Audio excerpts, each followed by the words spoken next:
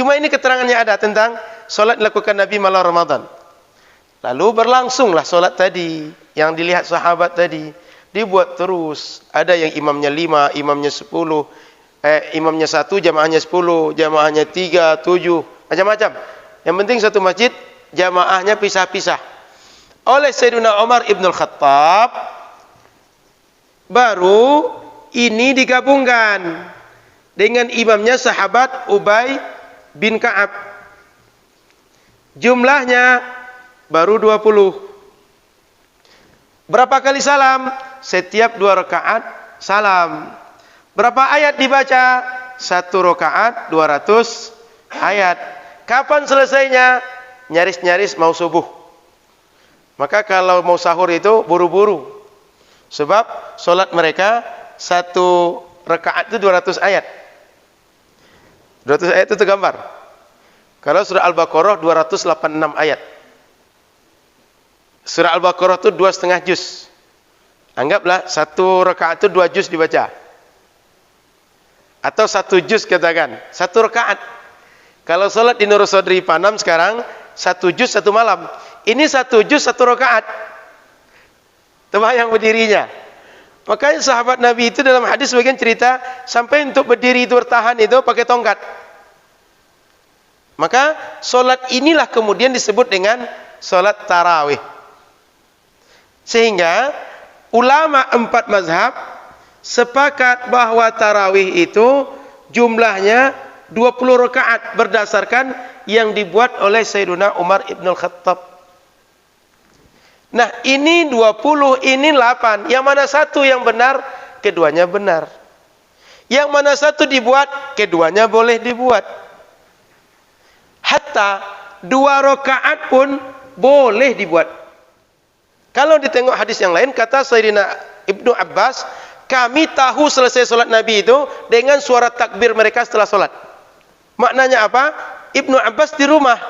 Lalu di masjid para sahabat yang ikut dengan Nabi, mereka berzikir suara keras. Sehingga dari rumah terdengar.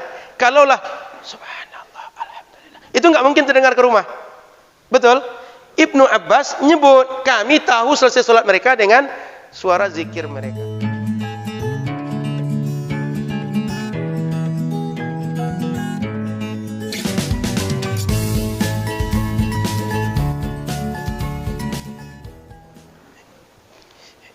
Assalamualaikum warahmatullahi wabarakatuh. Bismillahirrahmanirrahim. Alhamdulillahirabbil alamin. Allahumma shalli ala sayyidina Muhammadin hamdan tayyiban katsiran mubarakan fih. Asyhadu an la ilaha illallah wahdah. Asyhadu anna Muhammadan abduhu wa rasuluhu sallallahu alaihi wasallam la nabiyya ba'dah. Ramadan keberapa sekarang Bapak Ibu? Ramadan keberapa? 9. Berarti hampir sepertiga. Nah, mati kalau sudah sepertiga tidak lama lagi. Artinya Ramadan datang sekali setahun dan dia berlalu terasa begitu cepat. Maka kita gunakan kesempatan ini selagi masih diberikan Allah kemudahan ibadah. Karena Ramadan ini hadiah. Tidak ada umat yang diberikan puasa wajib sebulan penuh kecuali umat Nabi Muhammad saja. Tak ada yang lain. Apapun umat nabinya, hanya umat Nabi Muhammad yang 1 bulan penuh puasa. Dan 1 bulan puasa itu adalah karunia besar.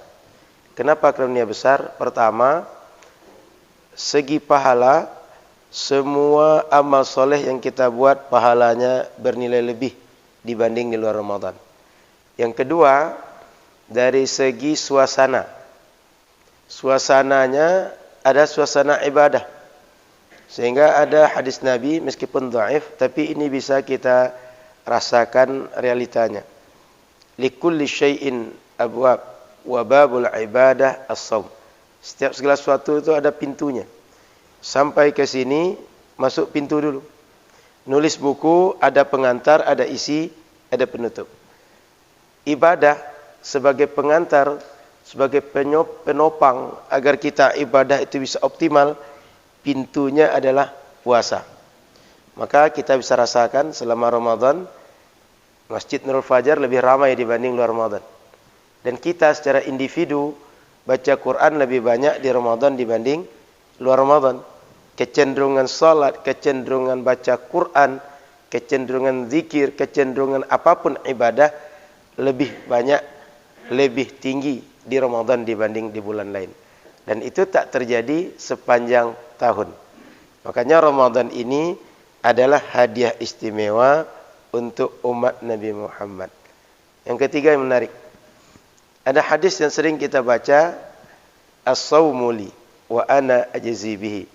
Puasa itu untukku dan aku yang akan membalasnya. Ulama hadis Imam Sufyan bin Uyainah mengartikan hadis ini, puasa itu untukku bahwa tidak ada seorang manusia menghambakan diri, mendekatkan diri, menunjukkan ketundukan diri kepada orang yang dia anggap sebagai Tuhannya kah atau pemujanya kah atau segala macam, yang dilakukan dalam bentuk puasa. Kalau kita tonton film-film kerajaan dan kita lihat sebagian kebiasaan, raja lewat, orang biasanya tunduk kepala, rukuk, sujud, atau sungkem di sini. Tapi tak ada yang melakukannya dengan puasa. Hanya kepada Allah lah orang beribadah dengan puasa. Maka kata Allah, puasa itu untukku. Wa ana ajzi bihi, aku akan membalasnya. Apa maksud aku membalasnya? Ketika di akhirat semua kita diadili, dihisab, maka datanglah orang-orang menuntut keadilan. Ya Allah, dulu bapak itu digesernya perbatasan tanah kami, sehingga tanah saya terambil. Ya Allah, dulu orang itu ketika kami makan sama-sama, makan saya diambil, ya tak jadi saya makan. Atau segala macam hak orang terambil. Maka saat itu tak bisa bayar 1.000, 2.000, tak bisa bayar tanah semeter, 2 meter. Apa untuk pembayarnya? Amal saleh. Sampai akhirnya habis amal saleh tadi. Datang juga orang menuntut. Maka caranya, orang yang menuntut memindahkan dosa kepada kita yang dituntut. Habis itu semua masih datang orang menuntut. Tapi ketika di dunia kita termasuk orang rajin puasa, maka disitulah Allah dibomnya kita dengan pahala. Ana ajzibihi. Dari puasa tadi, aku yang akan membalas untuk dia. Artinya, datangnya balasan itu murni dari Allah.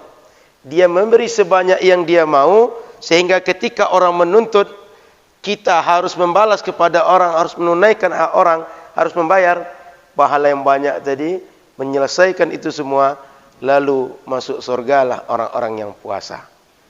Makanya meskipun banyak urusan kita dengan Allah, dengan orang di dunia karena dosa, tapi kalau ahli puasa, insya Allah di akhirat akan dimudahkan Allah.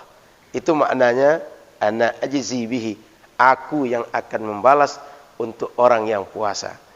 Artinya bukan karena sebab kebaikan orang, bukan karena syafaat orang, tapi langsung dari Allah, pahala itu untuk menolong kita, dan datangnya akan lebih terasa ketika saat kita sangat butuh, sangat susah, lalu Allah Subhanahu wa taala tolong kita, akhirnya selamat. Nah, itu kira-kira Bapak Ibu. Maka Ramadan ini minimal dengan 3 sisi ini adalah hadiah, anugerah, peruntukan yang istimewa untuk umat Nabi Muhammad. Tak ada umat lain yang seperti ini. Okay. Maka kita optimalkan, masih ada 20 atau 21 hari ke depan untuk kita memaksimalkan diri menggunakan Ramadan sebagai kesempatan beribadah terbaik. Mudah-mudahan semuanya bisa menyempurnakan. Amin. Dan kita semua dalam keadaan terbaik dalam mendekatkan diri pada Allah Subhanahu wa taala. Amin ya rabbal alamin. Sekalian untuk mengingatkan, insyaallah tanggal 8 Mei dini hari jam 12 mulai, itu jam 1 itu jam berapa? Jam 12 mulai.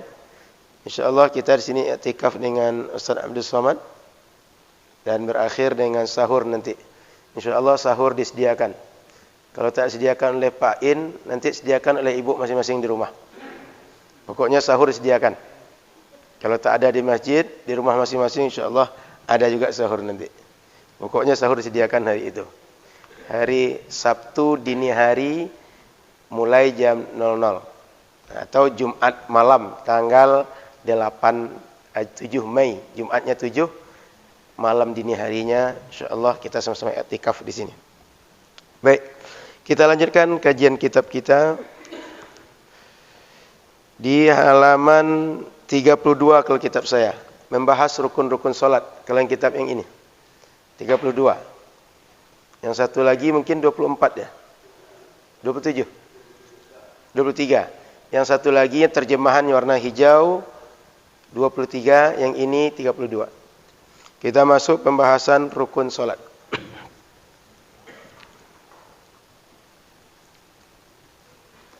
Dah ketemu?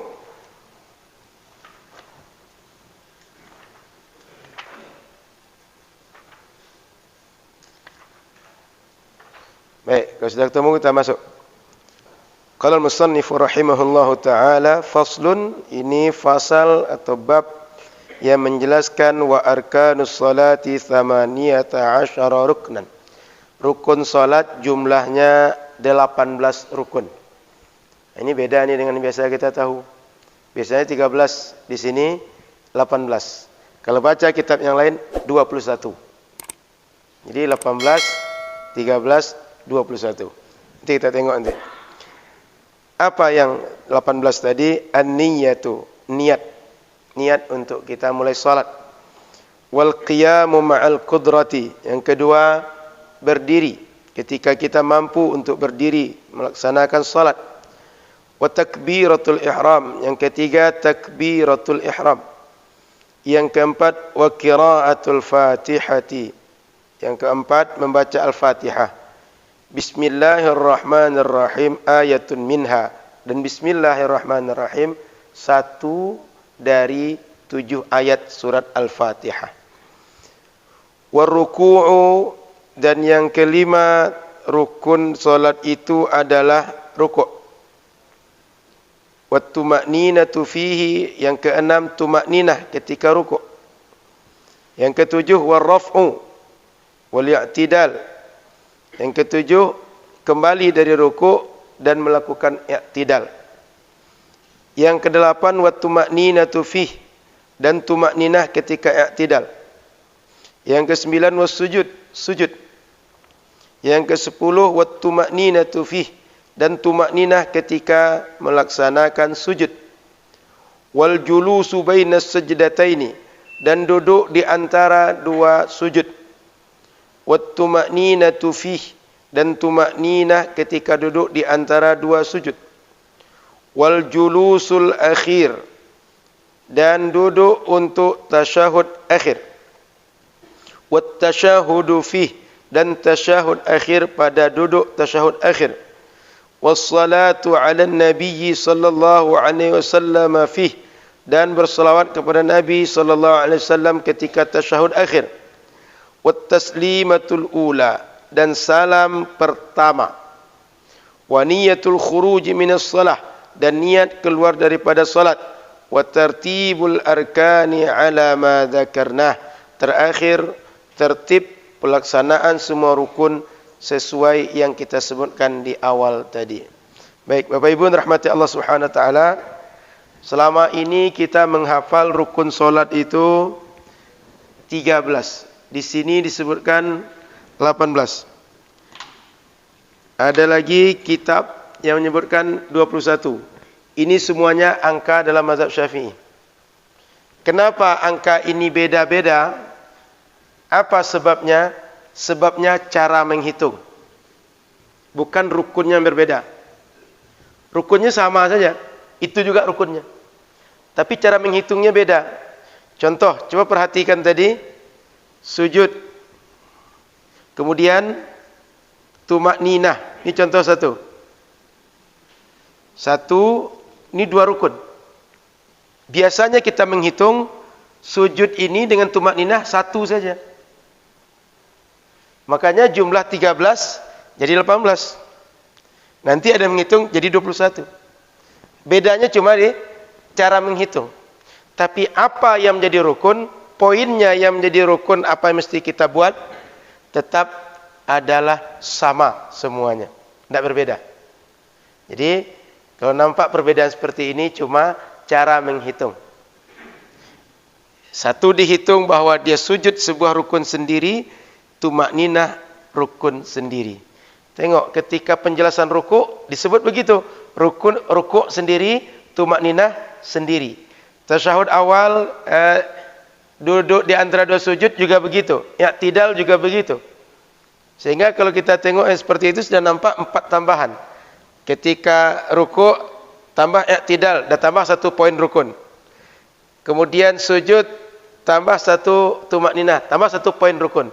Jadi yang membedakan bukan apa rukunnya, cara orang menghitung rukun yang menyebabkan rukun ini 18, 21, 13. Itu saja. Tapi apa yang menjadi rukun yang mesti dikerjakan dalam solat itu sama. Itu juga. Paham? Jadi tak usah merasa asing, tak usah merasa aneh. Ini kitab kok aneh? Enggak. Ini sama. Cuma ini dibuat lebih detail karena tujuan kitab ini untuk pemula. Pemula dia perlu ditunjukkan, dipapah, dibimbing satu-satu. Perlu dijelaskan lebih terang tentang apa yang mesti mereka tahu. Maka dijelaskanlah poinnya, ada sujud, ada tumakninah. Sehingga orang paham bahwa ketika sujud tadi harus dibuat tumakninah juga. Kalau tidak dibuat tumakninah, tidak disebut sah sujud kita. Nah, kira-kira begitu. Jadi yang menyebabkan perbedaan cuma sisi cara pandang orang dalam menghitung. Apa yang dibuat tetap itu juga. Baik. Kemudian saya ingin nambahkan lagi bahwa kita kemarin sudah membahas ada syarat, ada rukun. Masih ingat apa beda rukun dengan syarat? Dia keduanya penentu sah dan tidaknya ibadah. Apa beda rukun dengan syarat? Kalau rukun ini, betul Pak, syarat sah. Rukun ini menentukan sah juga. Cuma keduanya beda. Rukun bagian dari pekerjaan suatu ibadah. Memang kita kerjakan dalam bagian ibadah itu. Kalau syarat, tidak. Saat kita sholat, adakah kita wudhu? Tidak ada. Tapi sebelum sholat, kita wudhu. Maka wudhu tadi syarat sah sholat. Tapi baca Al-Fatihah, kita kerjakan dalam sholat. Berdiri, kita kerjakan. Rukuk, sujud, kita kerjakan. Maka rukun sebuah ibadah merupakan bagian dari ibadah yang kita buat.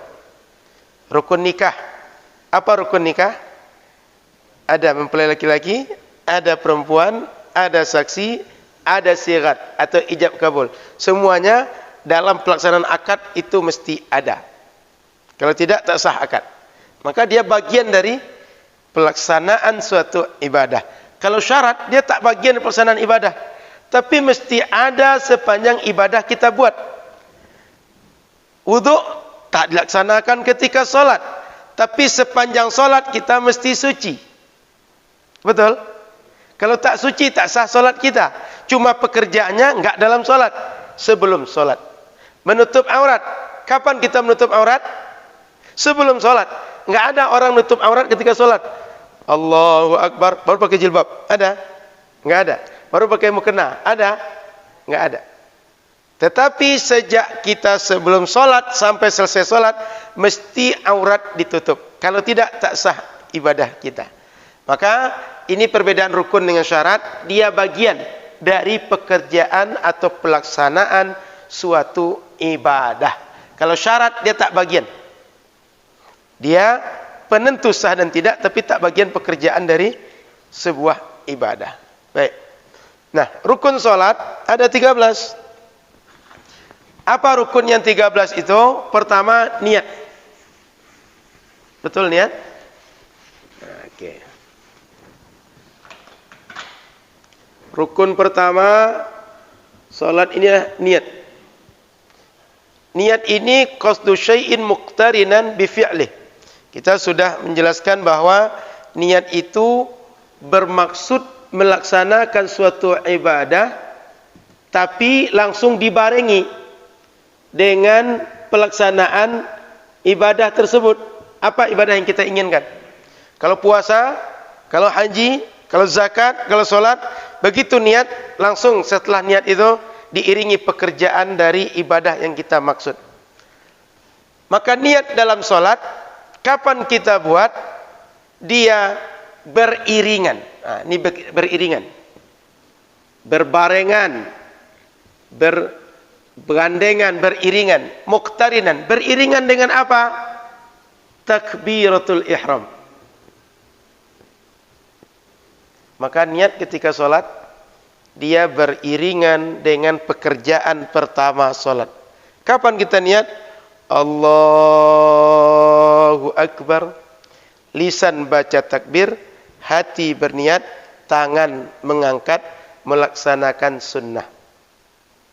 2 rukun, 1 sunnah.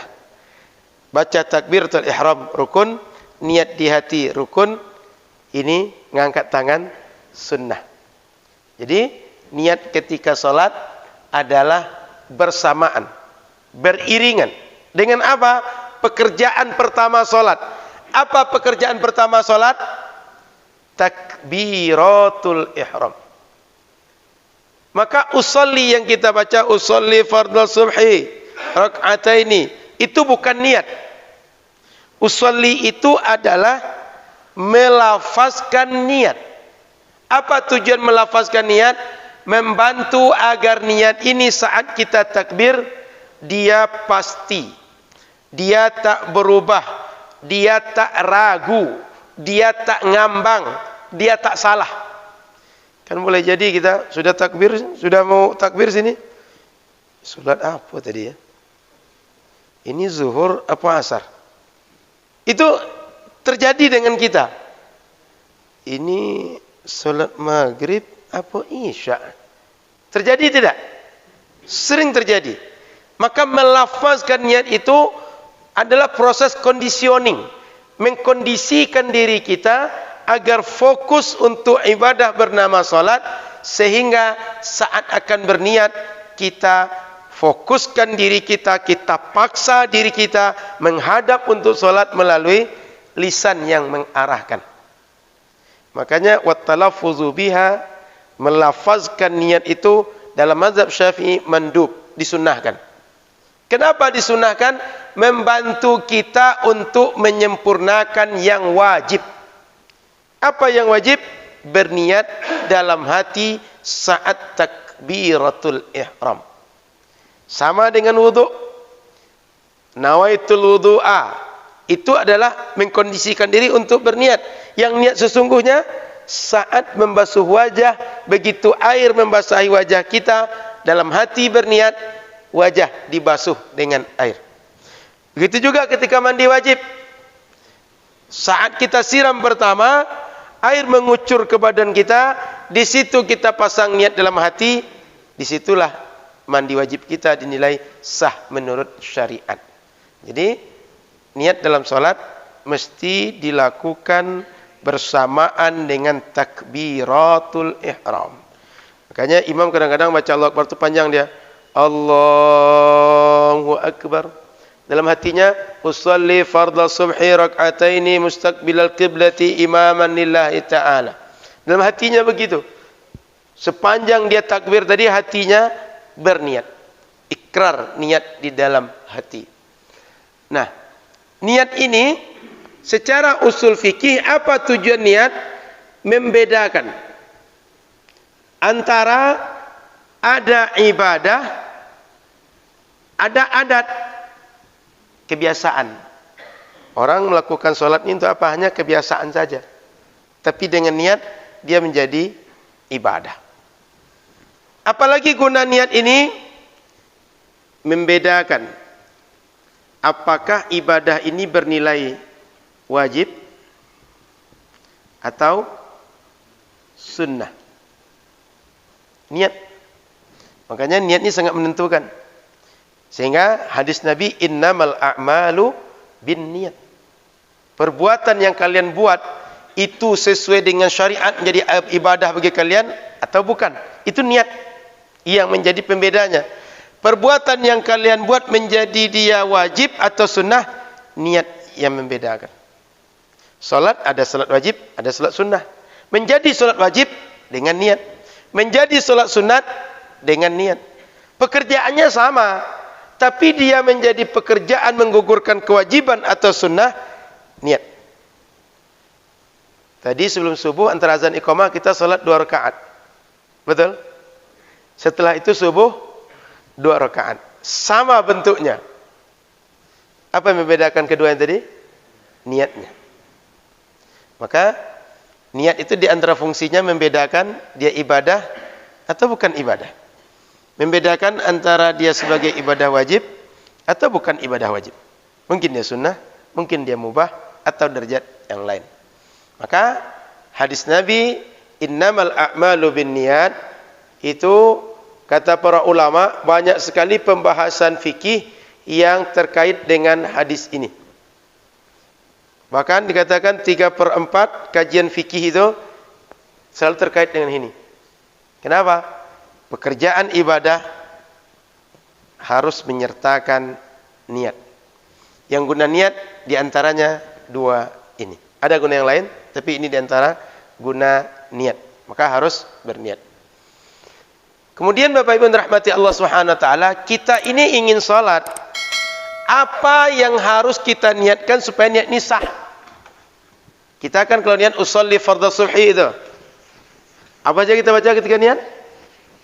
Usolli, terus fardhu subhi rak'ataini mustaqbilal kiblati adaan atau ma'muman lillahi ta'ala. Nah, di dalam niat itu mesti ada 3 unsur.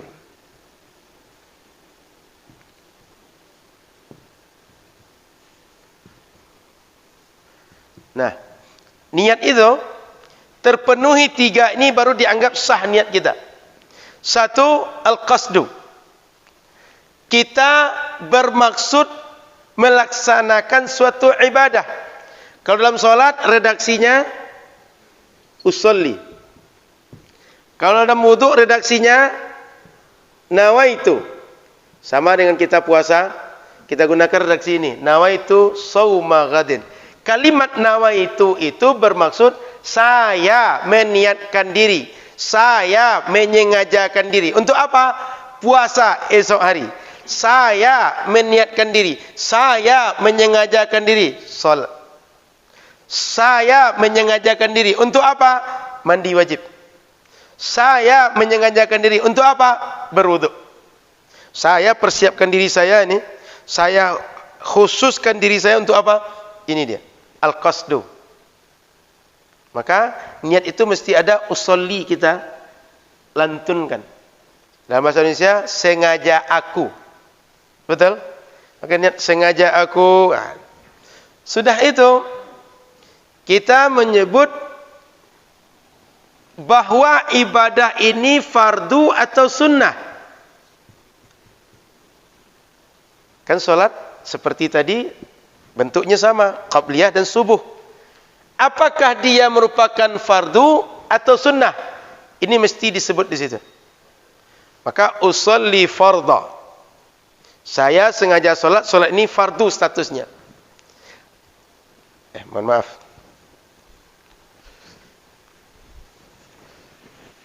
Al-fardiyah, kemudian at-ta'yin.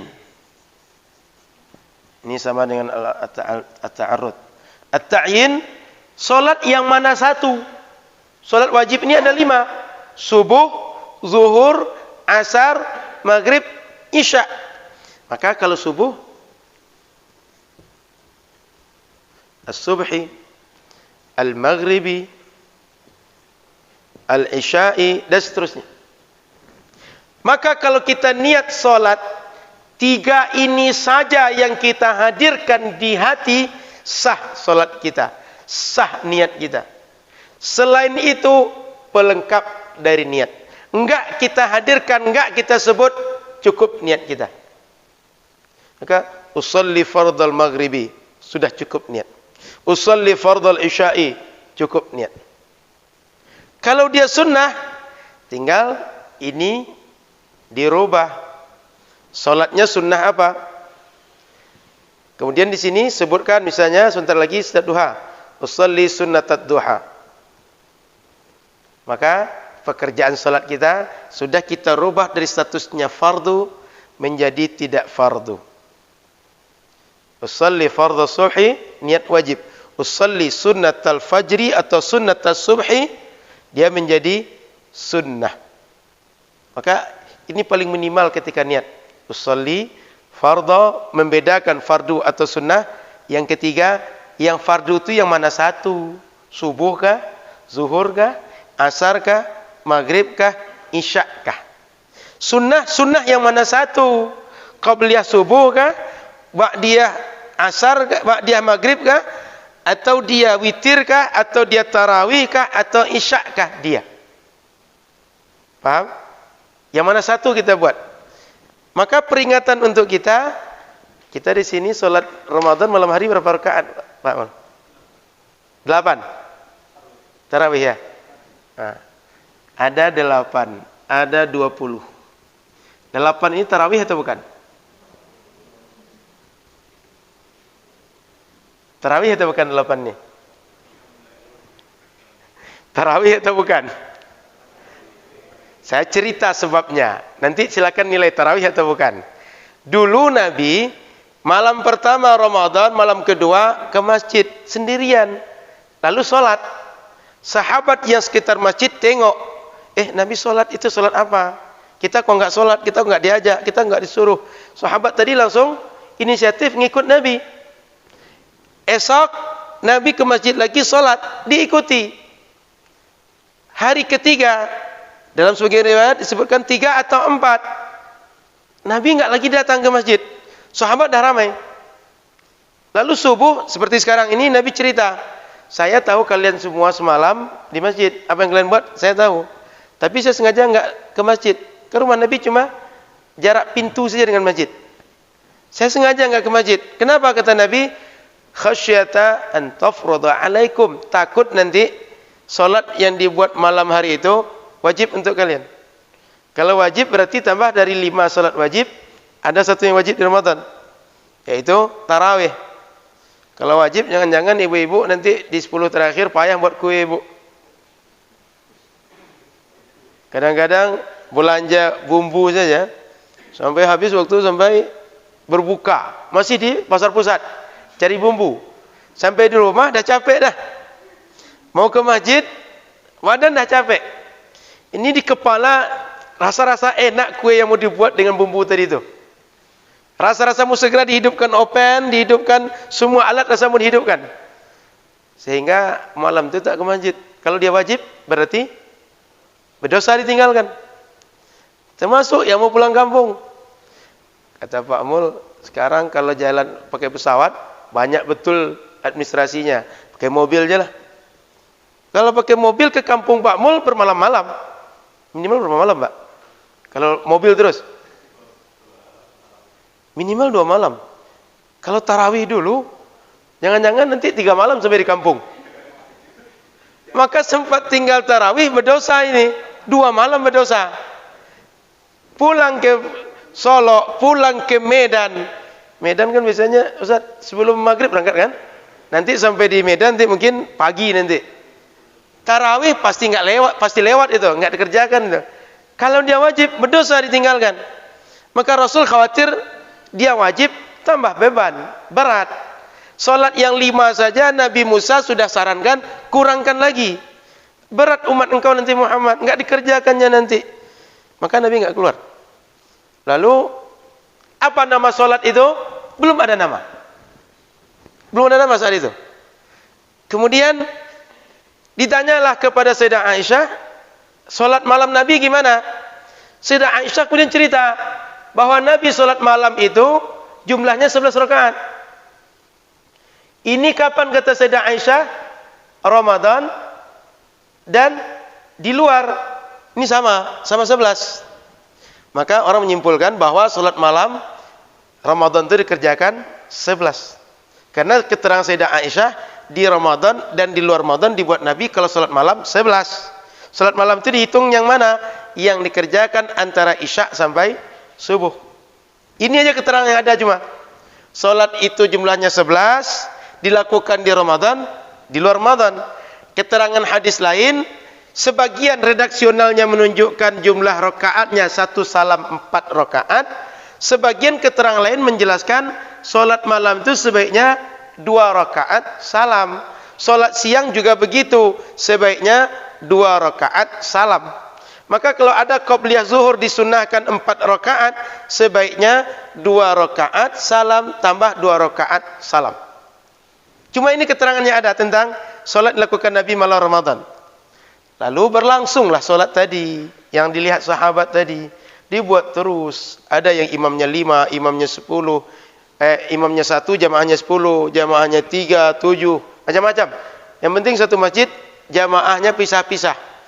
Oleh Sayyidina Umar Ibn Khattab, baru ini digabungkan dengan imamnya sahabat Ubay bin Ka'ab.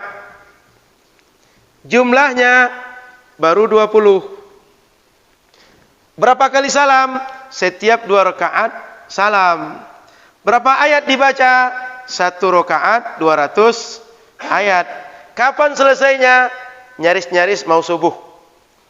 Maka kalau mau sahur itu buru-buru. Sebab solat mereka 1 rakaat itu 200 ayat. 200 ayat itu tergambar. Kalau surah Al-Baqarah 286 ayat. Surah Al-Baqarah itu 2,5 juz. Anggaplah 1 rakaat itu 2 juz dibaca. Atau 1 juz katakan, 1 rakaat. Kalau solat di Nurul Sodri Panam sekarang 1 juz 1 malam. Ini 1 juz 1 rakaat. Terbayang berdirinya. Makanya sahabat Nabi itu dalam hadis bagian cerita sampai untuk berdiri itu bertahan itu pakai tongkat. Maka solat inilah kemudian disebut dengan solat tarawih. Sehingga ulama 4 mazhab sepakat bahwa tarawih itu jumlahnya 20 rakaat berdasarkan yang dibuat oleh Sayyidina Umar Ibn Khattab. Nah, ini 20, ini 8. Yang mana satu yang benar? Keduanya benar. Yang mana satu dibuat? Keduanya boleh dibuat. Hatta 2 rakaat pun boleh dibuat. Karena hadisnya hadis umum. Apa hadis umum? Kata Nabi, man qama lailata Ramadan. Siapa saja orang yang menghidupkan malam-malam Ramadan, dia diampunkan dosa-dosa yang telah berlalu. Motivasi itulah yang menyebabkan Rasul solat malam, sahabat pun pengen ikut. Tapi apa nama solatnya? Nabi enggak jelaskan. Maka bentuknya mutlak. Yang penting kalian solat antara isya sampai subuh. Antara 2 waktu tadi, isya sampai subuh, buatlah solat oleh kalian. Berapa jumlahnya? Berapa kalian bisa. Kira-kira begitu. Seakan-akan Nabi sebutkan. Kalian buat 2, boleh. 8 silahkan, 20 bagus, mau 100, cobalah kalau sanggup, mau 500, cobalah kalau masih kuat berdiri. Kira-kira begitu kata Nabi. Artinya berapapun jumlahnya dikerjakan 1 malam, Nabi memberikan izin buatlah oleh kalian. Karena kata Nabi menghidupkan malam dengan apa? Dengan solat. Sehingga berapapun jumlahnya silahkan. Tapi ketika dinisbahkan tarawih, tarawih ini asal usulnya di sini. Maka yang disebut tarawih itu solat 20. Yang 8 bagaimana? Bukan tarawih. Kenapa? Karena yang 20 ini disebut tarawih sebab dia tarwihah asalnya. Tarwihah itu bahasa awaknya istirahat, jeda. Setiap 2 rakaat mereka istirahat sejenak, tapi begitu 4 agak lama istirahat. Maka di kita kadang kalau 4 itu biasanya berdoa. Di sini sama. Setiap 4 doa. Kalau 2 cuma sholawat. Kalau 4 doa. Setiap 4 doa. Istirahat. Setiap 4 istirahat. Tarwihah kalau dijamakkan bahasa Arabnya jadi tarawih. Tarawih adalah bila istirahatnya lebih dari 2 kali. Berarti lebih dari jumlah rakaat 8. Kalau 8 istirahat baru sekali. Kan setiap 4 istirahat 2. Kalau 11 berarti baru 2 istirahat. Kalau lebih daripada 11 istirahatnya bisa lebih dari 2 kali. Makanya Salat yang 8 enggak disebut tarawih, yang 20 disebut dengan tarawih. Maka apa namanya salat yang 8 itu?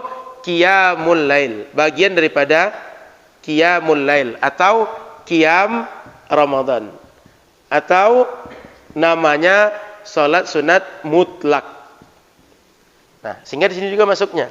Kenapa dibuat boleh 4? Kan ada yang buat 4 dan 2. Sementara hadis umum menganjurkan salatnya 2-2. Kenapa 4? Dalam mazhab Imam Abu Hanifah, salat mutlak itu boleh 4 rakaat 1 salam. Maka Muhammadiyah dalam masalah ini mengikut mazhab Imam Abu Hanifah. Sehingga kalau ada orang salat 11 dia 4-4-3, jangan disalahkan. Biarlah mereka buat. Kalau kita mau buatnya 2-2, silakan dibuat, ada payungnya. Kata Nabi, salat malam, salat siang, buatlah per 2 rakaat salam. Jadi gitu ya. Maka kalau diikut sakleknya sebagian mazhab, 4 rakaat itu sebut tarawih enggak sah.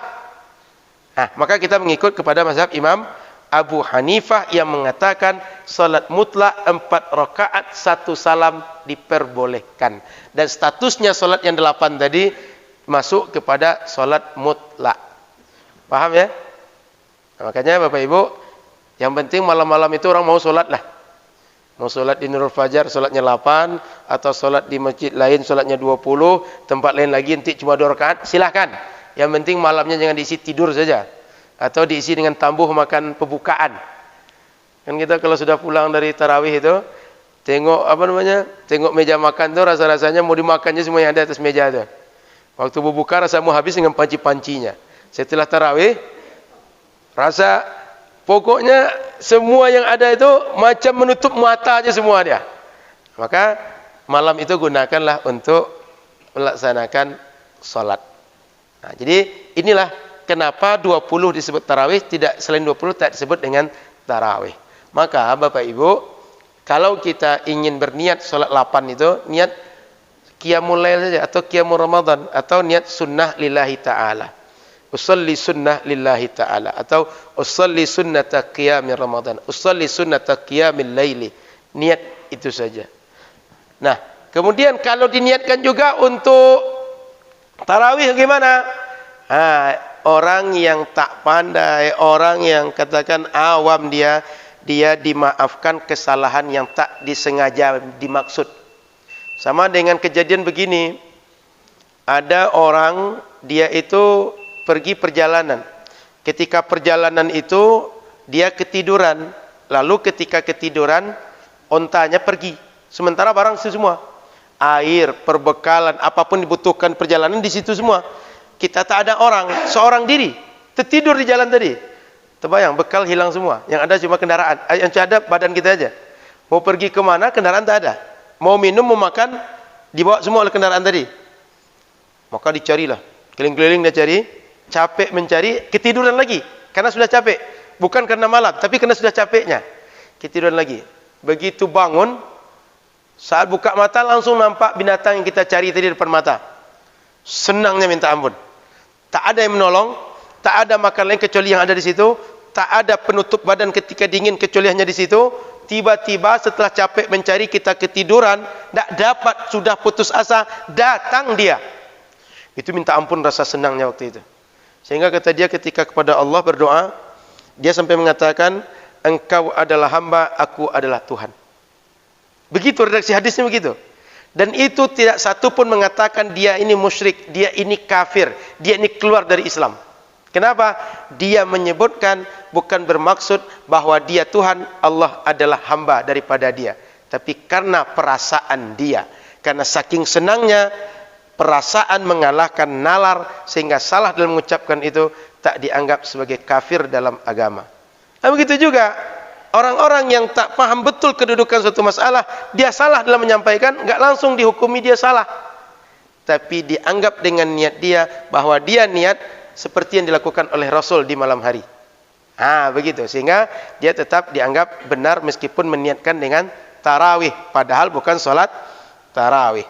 Karena Bapak Ibu rahmati Allah SWT, dalam hidup ini banyak yang kita buat begitu. Kenapa kenyang? Makan tadi. Padahal secara akidah, enggak makan tadi membuat kenyang. Yang membuat kita kenyang, Allah ciptakan rasa kenyang untuk kita. Kok sembuh? saya berobat ke dokter Anu tadi. Sebutkan nama dokter tertentu. Kok cantik betul rumah ini. Arsiteknya Pak Mul. Karena Pak Mul dibilang cantik. Segala macam. Nisbahnya kepada manusia. Padahal setiap yang kita rasakan, yang kita nikmati itu, dia perbuatan Allah. Tapi kita sebut, itu bawangnya bagus betul. Alhamdulillah semalam hujan. Karena hujan turun, tumbuhnya bagus. Dan nisbah kepada Allah yang menjadikan dia subur. Itu ucapan-ucapan kita yang kemudian disebut dengan majaz. Majaz mursal. Bahwa ucapan kita secara lisan, secara redaksional, dia salah, tapi maksudnya benar, maka diambil dari maksud ini, bukan dari redaksionalnya. Makanya kadang Bapak Ibu kita bicara itu, tak selamanya, lurus-lurus tabung. Lurus-lurus tabung. Tak selamanya yang diambil dari orang itu, apa yang terucap dengan mulutnya saja. Tapi ada di balik itu yang kadang yang menjadi standar kita untuk memahami orang. Nah, gitu juga. Jadi, Bapak Ibu, kalau kita tahu bahwa ini Qiyamul Lail, Qiyamul Ramadan, bagus berniat itu. Kalau terlanjur, Ustaz, sudah tarawih jadi setiap malam, Ustaz. Bilal baca tarawih, kami dulu niatnya tarawih sampai sekarang, Ustaz. Insya Allah ini dipahami sebagai suatu amalan yang dimaksudkan untuk membuat solat yang dibuat oleh Rasul ini Qiyamul Lail atau Qiyam Ramadan. Paham kedudukannya? Jadi siapapun solat 8, yang solat 20, yang solat 2, semuanya boleh, silakan dibuat. Yang masalah itu yang menghebohkan solat orang. Yang masalah itu yang enggak mau solat. Yang masalah itu yang mengganggu orang solat. Yang masalah itu yang menyebabkan orang nurul fajar enggak mau lagi solat nurul fajar. Ngapain nurul fajar itu solat itu? Solat tak benar di situ. Itu yang salah. Yang solat nurul fajar, mau 8, mau 20, mau 2, benar semua solat orang di nurul fajar. Paham? Oke. Jadi, balik niat. Ketika kita berniat, ini minimal 3 ini harus. Bermaksud melaksanakan solat, menentukan dia fardu atau sunnah, menentukan yang mana satu fardunya atau sunnahnya kita buat. Apakah dia solatnya subuh, apakah maghrib, apakah di isya, sunnahnya apakah duha, apakah qabliyah, apakah ba'diyah, apakah tahiyatul masjid, apakah wudu, apakah hajat, apakah istikharah, apakah tasbih, dan niat salat yang lain. Dipahami? Jadi ini paling minimal ketika kita niat usolli fardhu subhi, usolli fardhu isya'i. Sengaja aku salat fardu maghrib, sah niat.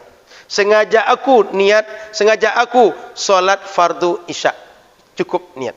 Tambahan dari itu boleh kalau waktu kita lapang sehingga pelengkap-pelengkap niat benar kita lakukan. Paham dari sini?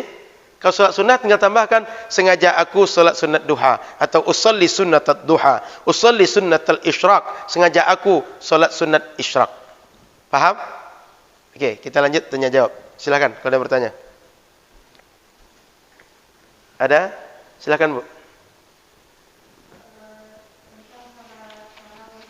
Baik. Baik.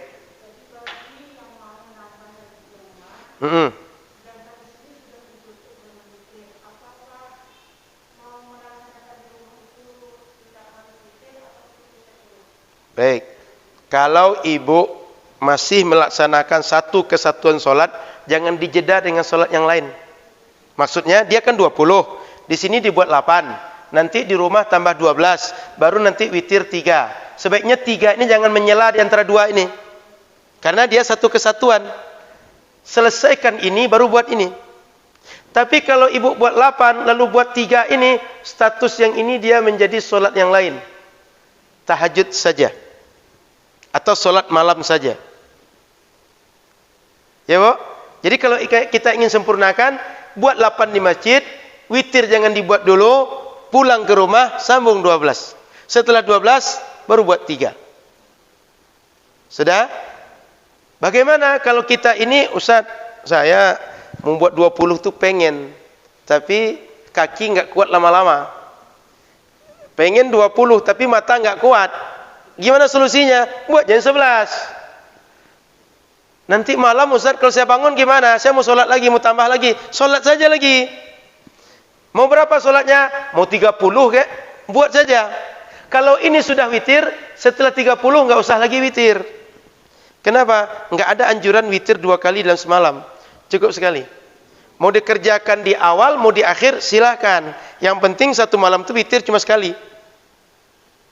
Misal, ini di luar Ramadan, kasus. Setelah Isya, dia langsung tutup witir. Kenapa? Khawatir kalau pulang ke rumah, tidur nanti nggak bangun sebelum subuh. Saya witirnya langsung ke masjid. Begitu sampai di rumah, rupanya malam jam 3, jam 4, atau jam 2, terbangun, sholat lagi. Bolehkah sholat? Boleh. Silakan sholat. Tapi setelah sholat nggak usah tutup witir lagi. Kenapa? Sudah witir tadi.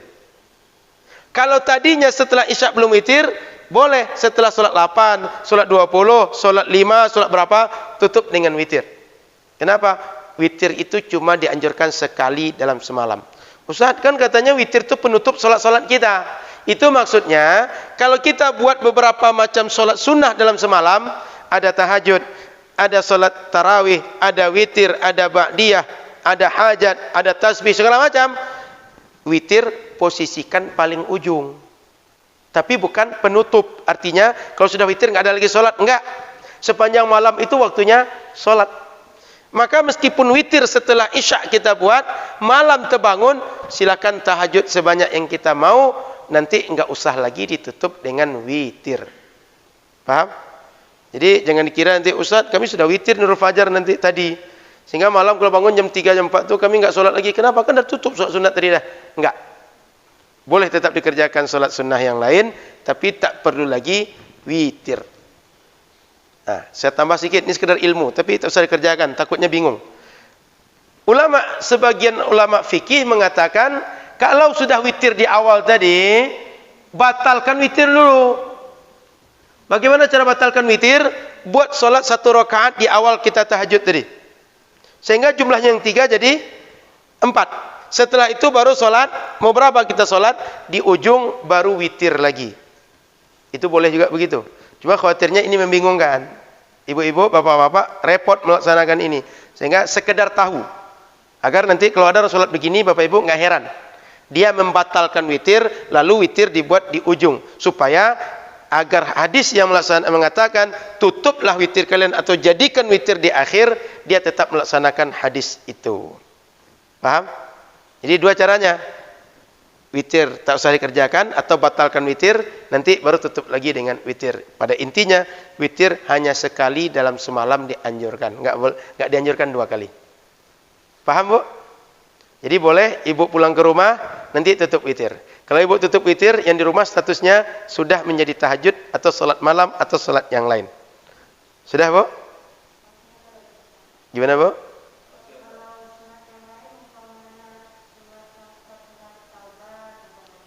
Boleh, tidak ada masalah. Silahkan. Silahkan. Cuma saja kan kalau kita ingin tarawih 20, dia enggak bagian dari tarawih 20 lagi.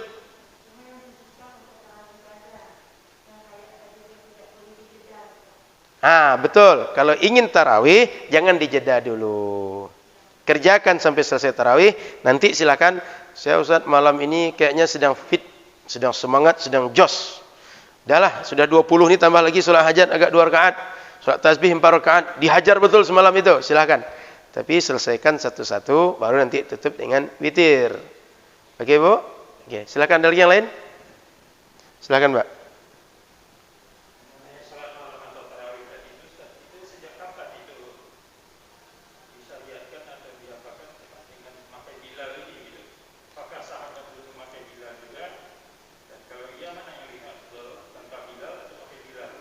Kenapa ada Bilal salat tarawih? Anjuran setiap salat yang dianjurkan berjamaah, enggak azan, enggak iqamah. Tapi apa? As-salatu jami'ah. Itu anjurannya begitu. Maka setiap salat yang berjamaah tapi tak ada azan iqamah, as-salatu jami'ah. Mau tarawih, mau dia salat gerhana, mau Idul Fitri, mau Idul Adha, dari zaman Rasul begitu dibuat. As-salatu jami'ah itu. Maka Bilal itu sudah ada sejak zaman Rasul. Yang Bilal itu kan sebenarnya nama orang. Bilal bin Rabah selaku muazin Rasul. Lalu dinisbahkan pekerjaan orang azan namanya Bilal. Kalau di Minang Angku Bila. Kan asalnya Bilal.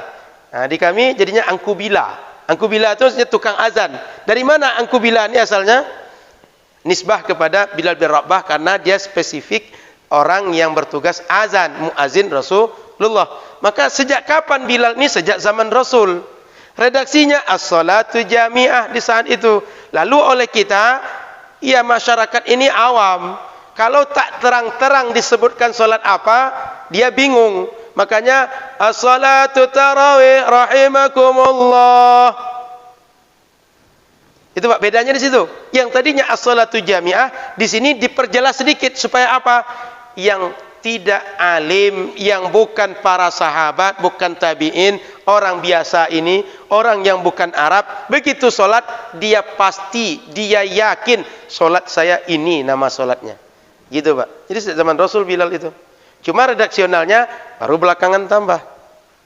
Lalu kenapa setiap 2 rakaat itu ada solawat, ada al-khalifatul ula, amirul mu'minin, Sayyiduna Abu Bakrin as-Siddiq, al-khalifatul thaniyah, amirul mu'minin, Umar ibn al-Khattab.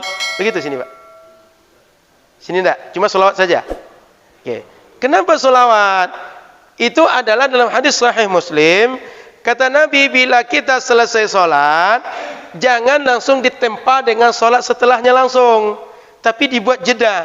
Apa jedanya? Pindah tempat, keluar ke rumah, sehingga sholat sunnah itu di rumah. Tujuannya apa? Kalau kita sholat, lalu sholat lagi tempat lain, atau pindah tempatnya, bekas sujud kita itu banyak. Sehingga di akhirat, ibarat orang di pengadilan, siapa saksi penguatmu? Maka kita hadirkan si Anu, lihat saya solat Pak. Ketika di akhirat, ya Allah saya ini orang solat. Mana bukti kamu solat? Nurul Fajar rakaat pertama sebelah situ Isya. Subuh di sini, zuhur di sini, maghrib di sini. Setiap tempat solat itu jadi saksi sendiri. Maka dianjurkan oleh Nabi begitu salat sunat pindah tempat. Atau supaya saksinya banyak, dia dijeda. Jedanya apa? Bicara dulu, zikir dulu, buat pekerjaan lain dulu. Kira-kira Pak, di Masjid Nurul Fajar, setelah 2 rakaat, kan tarawih 8 tadi. Setelah 2 rakaat, agar sunnah ini terkerjakan, orang suruh bicara dulu semuanya.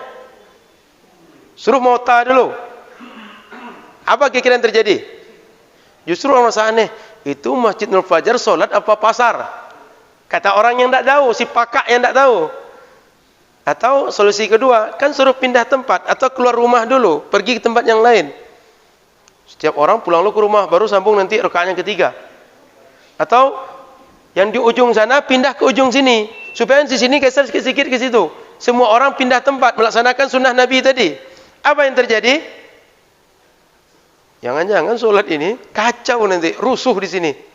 Kata yang satu pindah, yang satu tidak mau saya sini aja lah, dah enak di sini. Ini posisinya di bawah kipas nih. Kata yang satu, kita akan mengamalkan sunnah. Setiap orang mengaku dengan kebaikan masing-masing. Heboh. Akhirnya 8 rakaat itu jam 3 baru selesai. Kenapa? Setiap orang heboh menyelesaikan problem supaya sunnah terkerjakan. Maka para ulama kita cerdas. Supaya sunnah ini terlaksana, setiap 2 rakaat orang diajak selawat. Sehingga jedanya dengan selawat. Tidak lagi dia menjadi satu kesatuan ibadah yang berkesinambungan. Maka selawat. Sunnah terlaksana. Kedua, dapat sunnah yang lain. Apa sunnah yang lain? Orang jadi bersolawat. Yang tadinya enggak solawat, jadi solawat. Sehingga amalan umat Nabi Muhammad, ada solat, ada puasa, ada baca Quran, ada sedekah, ada zikir, ada solawat. Kalaulah tak diajak solawat, mungkin mereka enggak akan pernah solawat selama Ramadan. Tapi dengan solawat, ibadah mereka beragam. Semua ibadah yang dianjurkan agama bertambah. Di satu sisi, melaksanakan sunnah dalam sahih Imam Muslim. Itu sudah. Sunnahnya begitu Pak. Makanya Bilal tadi, sebentar Pak. Makanya Bilal tadi, dia setiap 2 rakaat dianjurkan atau mengajak kita selawat kepada Nabi. Silakan Pak. Tapi kenapa ada pendapat yang itu seolah-olah ada? Gimana ini perselisihan ulama? Itu kan bukan wajib Pak. Buktinya orang kalau tak membaca itu enggak apa-apa. Kalau dia wajib baru menambah ajaran agama, baru mengada-ada. Itu kan kebiasaan saja, tradisi saja. Tradisi ini jadi begini Pak, ada syariat, ada tradisi. Ini perlu dipahami di sini. Satu, syariat. Yang kedua, tradisi, kebiasaan. Kalau syariat, dalilnya mesti penjelasan Al-Quran dan Sunnah. Dalil dari sumber syariat. Kalau tradisi, tidak mesti dari Al-Quran dan Sunnah. Tapi dia bisa baik, buruk atau tidak baik. Standar menilai baik dan tidak baik ini apa? Baru dalil syariat. Maka dia yang kita buat, Bilal itu bukan sebuah syariat, tapi tradisi. Paham ya? Maulud Nabi itu bukan syariat, tapi tradisi. Tradisi yang baik. Kenapa baik? Sejalan dengan syariat. Kenapa Bilal tadi tradisi? Ya kebiasaan. Buktinya kalau ada orang sholat nggak pakai Bilal tadi, sah juga. Dan ada sholat melakukan seperti itu. Betul Pak? Nggak pakai Bilal ada. Langsungnya dua dia. Dua sambung tanpa Bilal ada. Ini buktinya bahwa dia bukan syariat. Kalau syariat semua orang harus. Kalau dia dinyatakan bagian dari syariat harus dibuat, yang mengharuskan itulah yang mengada-ada. Paham Pak? Kita di sini tatarannya.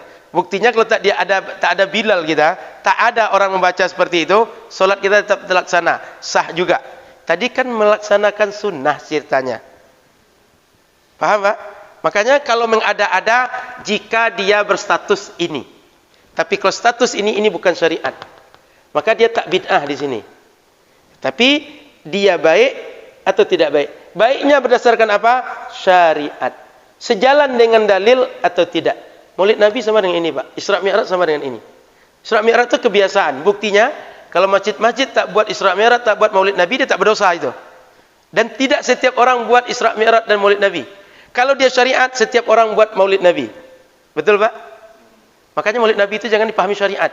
Sehingga kata orang nggak ada dalil. Betul nggak ada dalil. Bahwa kata syariat buatlah Maulid Nabi, nggak ada. Tapi larangan jangan buat Maulid Nabi juga nggak ada. Dia adalah tradisi.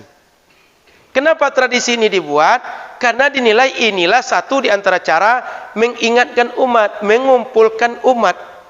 Sudah banyak orang tak sholat sekarang Pak. Sehingga ke masjid di waktu sholat nggak datang, buat pengajian nggak datang. Apa caranya? Sekali-sekali dibuat acara momen besar, mereka mau ke masjid. Kapan momen itu? Diundang tiap hari nggak datang, maka dibuatlah momen tertentu. Apa momennya? Ada Maulid Nabi, ada Isra Mi'raj, ada Tabligh Akbar. Momen tertentu kita buat supaya orang mau datang ke masjid. Ramai mereka ke masjid, datanglah penceramah. Bapak Ibu, masjid sholat mesti kita jaga. Kalau sholat di masjid, dijelaskan syariat. Sehingga yang tadinya jauh dengan tradisi ini menjadi mendekat ke syariat. Itu sebenarnya dibuat Maulid Nabi itu Pak. Itu sebenarnya dibuat ketika Isra Mi'raj. Itu dibuat ketika peringatan tahun baru Islam. Kebiasaan. Untuk apa? Agar orang tetap terjaga melaksanakan syariat. Karena sudah tabiat kita setiap hari diingatkan, orang tuh nggak mau. Setiap hari diingatkan, orang nggak sedia mendengar. Tapi sekali-sekali dia disentil, dia mau. Pertanyaannya kapan sekali-sekali itu? Carilah momentumnya, hari kelahiran Nabi. Carilah momentumnya, hari Isra Mi'raj, hari tahun baru Islam. Kita kan ulang tahun itu kan gak setiap hari memperingati, atau setiap minggu, atau setiap bulan. Tapi dibuatlah acara syukuran, macam-macam acaranya. Kapan dibuat itu? Ketika hari kelahiran. Paham Pak? Kedudukannya di sini, tradisi, kebiasaan. Enggak ibadah, tapi menjadi ibadah ketika dia baik menurut syariat. Makan kita itu perkara mubah, tapi menjadi berpahala kalau kita niatkan, saya makan ini ya Allah supaya kuat nanti puasa, saya makan ini supaya kuat tahajud nanti, saya makan ini supaya sehat sehingga saya kuat untuk melaksanakan ibadah, jadi berpahala. Kalau tak diniatkan, makan saja. Sudah Pak? Oke, jadi ini tak mengada-ada, tapi adalah bagaimana melaksanakan syariat dengan kita saling topang menopang secara berjamaah. Begitu juga habis sholat. Kenapa dibuat berdoa bersama? Tujuannya agar yang muda-muda, ada muda berapa orang? Dia tak pandai berzikir, tapi kalau diulang setiap hari mendengar zikir, mendengar bacaan doa, dia kalau sholat sendirian bisa berzikir, bisa berdoa.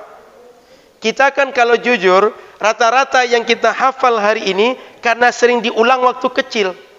Bacaan solat kita kena diulang. Sehingga solat itu mengantuk pun orang, sudah begini pun dia solat, Al-Fatihah nggak akan salah itu. Ya kan? Panjang pun pikiran dia, Tadi hutang tadi catatannya di mana ya? Nanti arbitrasinya bagaimana? Panjang cerita dia dalam sholat itu. Al-Fatihahnya nggak akan salah itu. Kenapa? Sudah seperti alam bawah sadar. Karena sering diulang sejak kecil. Begitu juga kalau imam setiap kali dia berzikir, berdoa habis sholat, makmum yang tadinya nggak pandai, dengan mendengar imam dia pandai sendiri nanti. Makanya tujuannya kenapa berdoa bersama itu? Lit ta'lim, mengajarkan orang yang tak pandai, mengingatkan orang yang tak ingat, memberitahu orang yang tak tahu. Dan kita kalau jujur, habis sholat kalau tak diajak berdoa, kadang tidak. Dan kadang-kadang tidak itu lebih banyak daripada berdoanya. Makanya berdoa bersama itu lebih maslahat dibanding tak berdoa bersama. Nah itu sebabnya di masjid-masjid kita rata-rata habis sholat dibuat doa bersama. Tujuannya membantu yang nggak ngerti, yang nggak pandai, yang bukan alim, yang bukan pelajar, dia bisa berzikir, bisa berdoa. Sehingga kalau dia sholat sendiri di rumah, sholat sendiri di kantor, sholat sendiri di tempat bekerja, sholat sendiri di perjalanan, dia tahu setelah sholat ada sunnah namanya berdoa, ada sunnah namanya berzikir, ada sunnah namanya bertahlil dan segala macam. Tujuannya itu. Maka Bapak Ibu, kalau di masjid tak dibuat doa bersama habis sholat, saya khawatir anak kita 5-10 tahun akan datang, mereka tak akan berdoa dan tak pandai kalau mau berdoa. Itu mudaratnya di situ. Kerugian yang nggak ada. Ustaz kan nggak dibuat Nabi. Jawabannya Nabi juga nggak larang. Ada Nabi larang jangan berdoa bersama habis sholat? Nggak ada. Yang nggak boleh itu dibuat apa? Yang dilarang Nabi.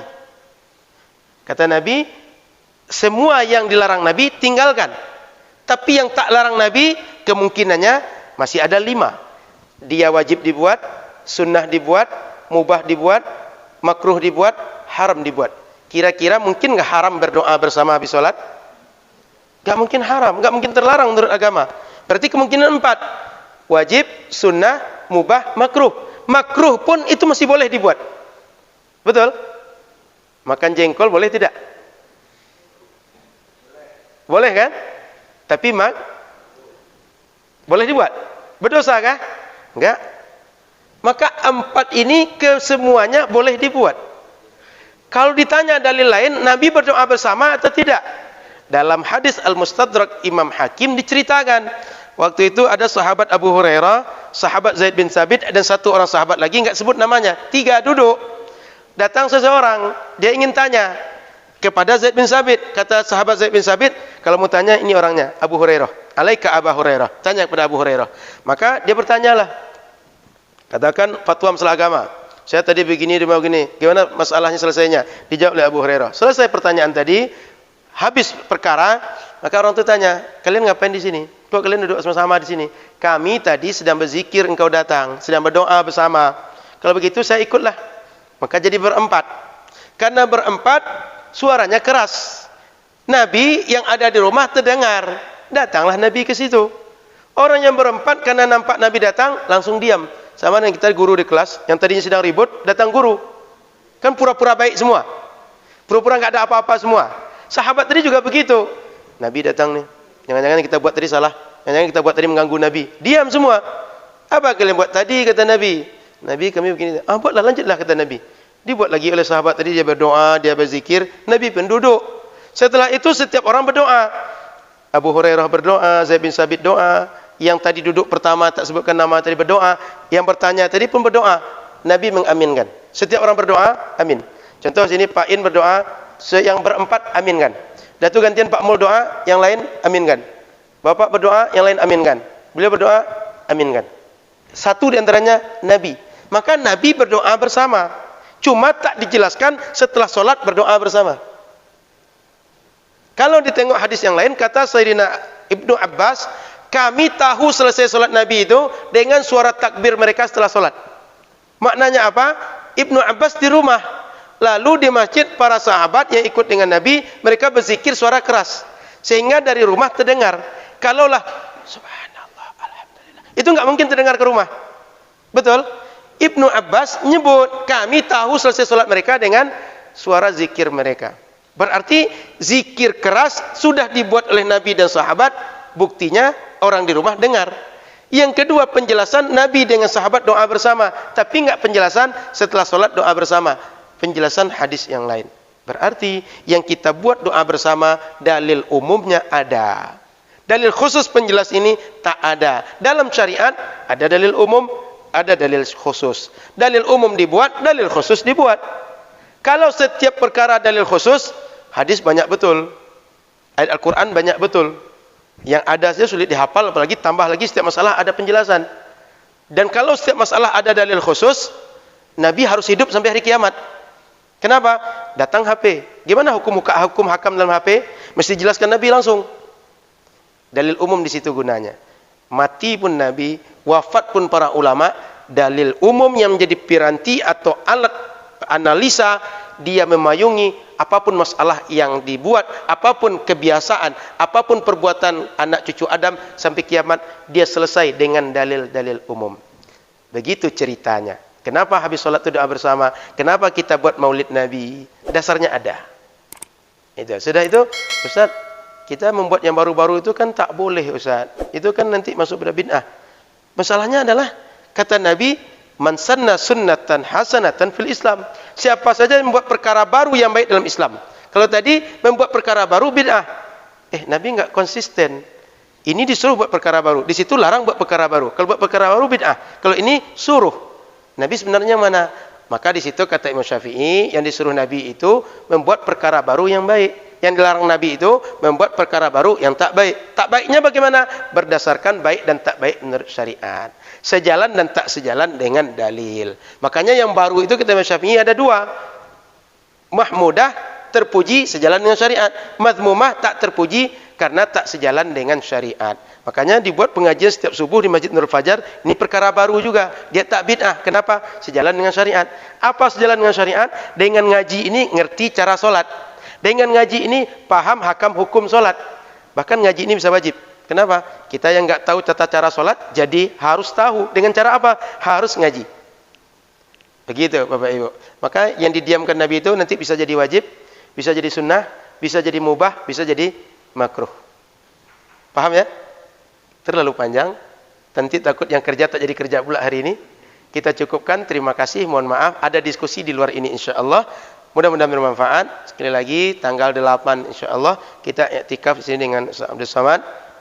Dan kalau ada antara kita ingin berbuka bersama dengan orang-orang pinggir kota, itu boleh antarkan ke Palas atau ke Kulim. Semalam dari Asra antarkan 100 perbukaan. Sehingga yang ada 50 tambah 100 jadi 150. Kemudian yang ke Kulim kita tambahkan.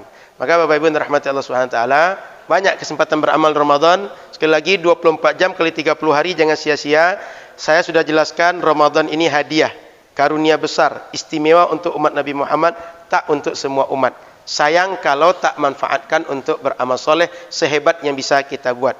Maka kita optimalkan sampai kapan kita bisa insyaAllah. Terima kasih. Mohon maaf salah dan kurang. Subhanakallahumma bihamdika. Asyhadu an la ilaha illa anta astaghfiruka wa atubu ilaika. Assalamualaikum warahmatullahi wabarakatuh.